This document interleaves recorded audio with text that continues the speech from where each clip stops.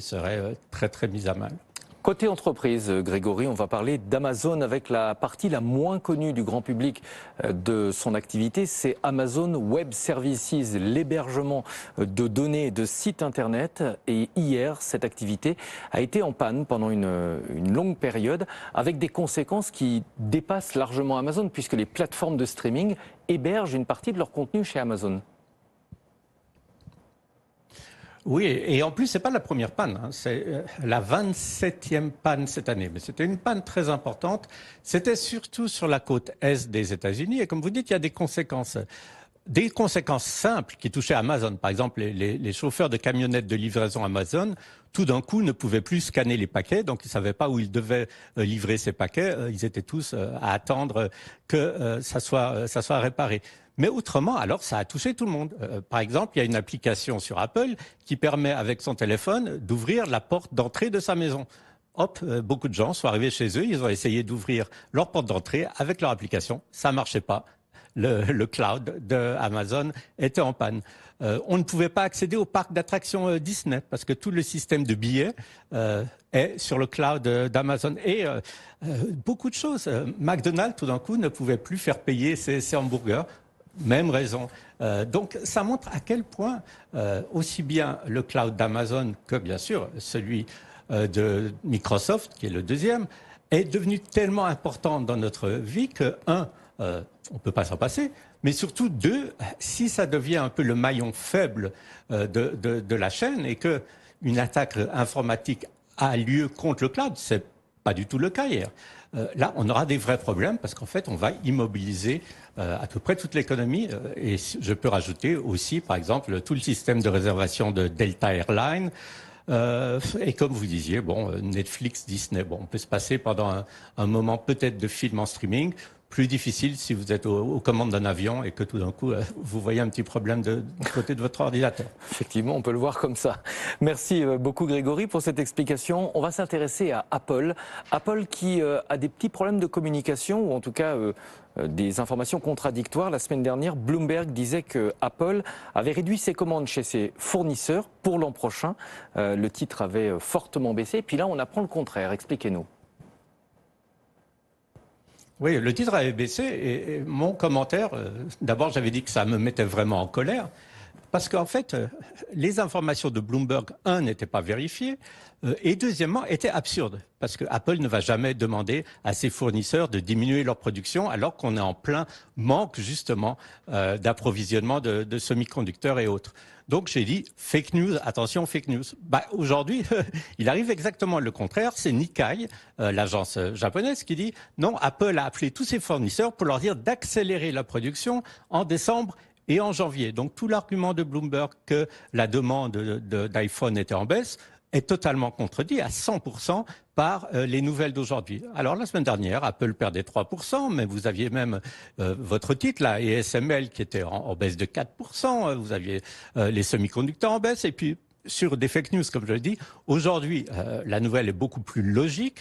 Le titre Apple réagit un tout petit peu, mais ce que je veux souligner surtout, c'est qu'il faut faire très très attention.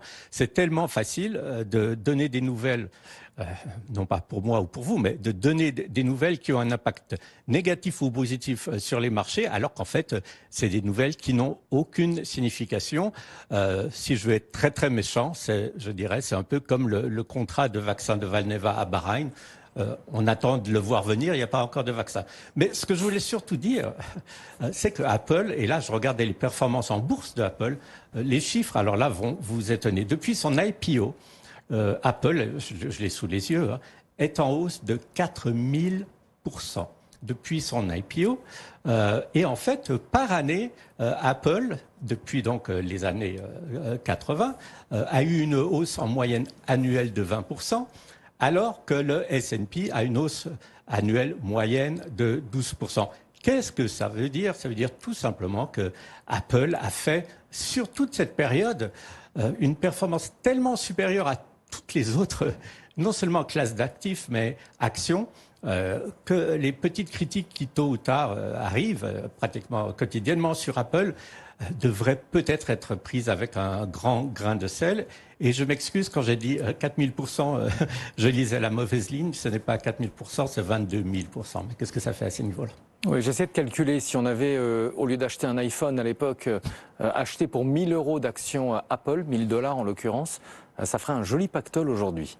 En tout cas, plus que la valeur de l'iPhone qui, sans doute, ne vaut plus rien. Je pense que vous auriez déjà racheté BFM et tout le groupe en plus. Avec... On va suggérer ça à la direction de BFM. Autre commentaire, mais celui-là factuel, dont vous en avez parlé, les 3 000 trilliards de capi. On va parler du CEO de Pfizer qui a fait une déclaration intéressante puisqu'elle a fait bouger les marchés. Lui, il dit avec 3 zones du vaccin Pfizer, vous êtes correctement immunisé contre le nouveau variant Omicron. C'est fondé sur le plan sanitaire, cette déclaration, ou est-ce qu'on peut quand même être dubitatif et dire c'est destiné à soutenir le cours de bourse? D'une certaine façon, je suis sûr qu'il a raison. Mais scientifiquement, c'est pratiquement pas possible pour le moment de faire cette déclaration. Il y a des cas que depuis une semaine aux États-Unis, on ne sait pas quel est le nombre de cas, mais c'est un petit nombre de cas, et l'étude dont parle Pfizer a été faite sur 12 personnes. Alors donc, qu'est-ce qu'il faut dire? Il faut dire qu'on sait que le vaccin Pfizer et Moderna sont pratiquement efficaces à 95% à leur début, qu'après, petit à petit, ils sont un peu moins efficaces, qu'avec le booster, évidemment, on remonte à 95%. Tout le monde devrait avoir un booster maintenant, et là, Pfizer, tout simplement, enfonce le clou en disant prenez le booster, même si ce n'est plus juste pour Covid-Delta, prenez-le au moins pour Omicron. En plus, alors, on continue à parler maintenant de 4e booster. Ça, c'est Moderna ce matin qui disent qu'ils sont en train d'étudier la possibilité d'un 4e booster. Je dirais, tous les jours, vous avez maintenant des compagnies qui, ou justement, ou d'une façon peut-être un peu exagérée, montent au créneau. Dans le cas de Pfizer, il est certain qu'il faut se faire vacciner, mais de commencer maintenant à publier des résultats qui ne sont pas suffisamment, je dirais, confortés par des enquêtes vraiment approfondies médicales, c'est peut-être un peu tôt. C'est pour ça que je dirais les marchés ne devraient pas trop réagir. Ils avaient peut-être réagi hier d'une façon positive. La nouvelle de Pfizer était encore plus positive aujourd'hui. Ils digèrent la séance exceptionnelle de hier. Voilà, je ne dis pas qu'ils manipulent les marchés, mais je dis qu'il faut faire quand même très très attention à l'impact de ces déclarations. On y pense pendant une journée et la déclaration le lendemain, on n'en parle plus beaucoup. Un mot de Campbell Soup et de Brown-Forman. Brown-Forman, c'est Jack Daniel, des marques de vodka aussi. Leurs résultats trimestriels sont en baisse. Pour quelles raisons? Quel est le point commun entre ces deux entreprises? Je dirais qu'avec beaucoup de compagnies, il faut quand même faire attention. Là, vous allez dire que je suis très sceptique ce matin. Mais si on prend par exemple le cas de Campbell Soup, ils publient leurs résultats. Ils disent oui, on a des ventes en fait un peu en baisse par rapport à l'année dernière, et c'est impacté surtout par les problèmes de livraison et par les marges. Le problème, c'est certain que toutes les compagnies au monde sont impactées par les problèmes de livraison. Sauf que vous avez des compagnies dont les ventes ont quand même augmenté. Et c'est la plupart des compagnies. Pourquoi pas chez Campbell Soup? C'est parce que la majorité de leur offre, les soupes en conserve, sont de moins en moins utilisées, mangées, si je puis dire, par... notamment les Américains qui vont vers des aliments plus frais, plus naturels. Donc leur produit n'est plus vraiment adéquat. Brown-Forman, c'est quand même encore une autre question puisque c'est le plus gros producteur de bourbon et de vodka au monde, avec par exemple Jack Daniels qu'ils produisent. Et là aussi, les ventes sont un peu inférieures en une année. Alors, est-ce que les Américains boivent moins d'alcool? En fait, non, puisque toutes les études ont montré que la consommation d'alcool avait augmenté pendant Covid d'une façon même très importante. Alors, qu'est-ce qu'il se passe? Il y a des boissons qui, petit à petit, sont beaucoup moins à la mode, dont malheureusement le bourbon, qui est excellent. Et beaucoup de gens préfèrent ce qu'on appelle des spike seltzer, donc tout simplement des eaux gazéifiées qui contiennent une certaine dose d'alcool. Donc, il ne faut pas toujours dire c'est les chaînes de livraison, c'est les marges. Très souvent, c'est tout simplement des produits qui ou bien ne sont plus trop à la mode ou devraient se renouveler peut-être un peu plus rapidement pour que les compagnies puissent montrer toujours une expansion de leurs ventes. Grégory, question plus personnelle. Est-ce que vous êtes propriétaire de votre chemise ou est-ce que c'est de la location? Non, là, je vous rassure, même si c'est ma seule chemise, j'en suis bien le propriétaire. Et je sais pourquoi vous posez la question. C'est parce qu'en fait, vêtements par abonnement. Elle ne vient pas de Stitch Fix. Voilà. Pourquoi c'est une Alors, c'est quoi Stitch Fix? Ouais, expliquez-nous. Je vais vous le dire. C'est tout simplement un abonnement que vous pouvez prendre pour une dizaine de dollars par mois pour chaque mois recevoir des vêtements à votre taille. Une fois que votre portrait physique aura été fait, vous recevez, si vous êtes un homme, 4 chemises ou 2 chemises et 2 cravates, etc. Si elles vous vont, si elles vous plaisent, vous les gardez. Si elles vous plaisent pas, vous les renvoyez. C'est un concept assez curieux qui, au début, avait attiré beaucoup de monde. Donc, à un certain moment, la croissance du nombre d'utilisateurs de Stitch Fix qui s'étaient abonnés pour recevoir ces vêtements par la poste et très souvent les renvoyer par la poste avait été importante. Et puis maintenant, évidemment, petit à petit, la nouveauté n'est plus une nouveauté. Les gens se fatiguent. L'utilité, franchement, chaque mois de recevoir des nouveaux vêtements, c'est peut-être un peu exagéré. Il y a d'autres choses à faire dans la vie. Donc, Stitch Fix, c'est un titre qui est en train de s'effondrer. J'avais été bear sur Stitch Fix au mois de mai, il était à 57.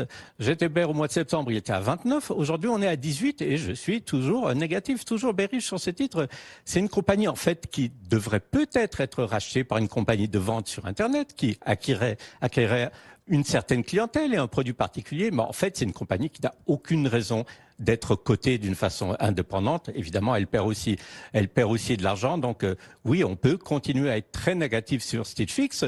Le problème, comme je dis, c'est que si on short le titre, si on le vend à découvert et qu'elle se fait racheter, votre position vous fait très très mal. Donc, au moins, ne pas toucher Stitch Fix en espérant qu'elle n'arrivera pas à zéro. Mais nettement, je suis très très négatif sur un titre, alors là, qui a montré que son produit n'a plus aucun avenir d'une certaine façon. Voilà, un enterrement de première classe. Merci beaucoup Grégory Volokin, ravi de vous avoir en direct dans cette émission tous les jours pour nous parler de l'actu américaine. 16h20, on parle maintenant d'investissement responsable.